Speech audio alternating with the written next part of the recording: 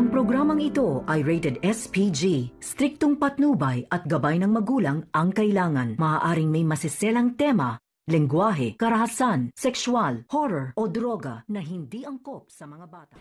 Umuwi si Dr. RJ Tanyag galing Estridge Medical Center kung saan nakita niya si Moira, at ito naman si Moira ay nagtanong sa kanyang anak kung alam niya ba kung saan si Zoe, at sinabi ni Dr. RJ na andun sa kanyang kaibigan, na kung saan sinabi ni Dr. RJ na nasa kay Annalyn si Zoe.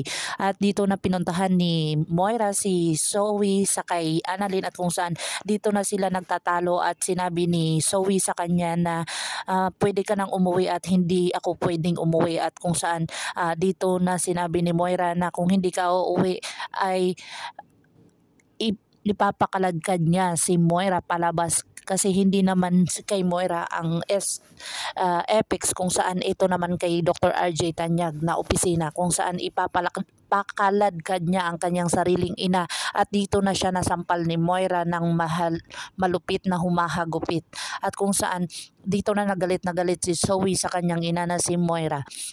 At nakita ito ni Annalyn ang pangyayari, at kung saan hindi makapaniwala si Annalyn na magagawa ito ni Moira sa kanyang sariling anak, at lalong-lalo na ngayon na magkabati na sila ni Annalyn. Abangan natin ang mga susunod pa na episode na ito, ang pag-aaway ni Moira at saka ni Zoe sa pamamagitan nila ni Annalyn, ang kanilang muling pagbabati, at kung saan nandito na napatunayan ni Zoe na much better to give than to receive.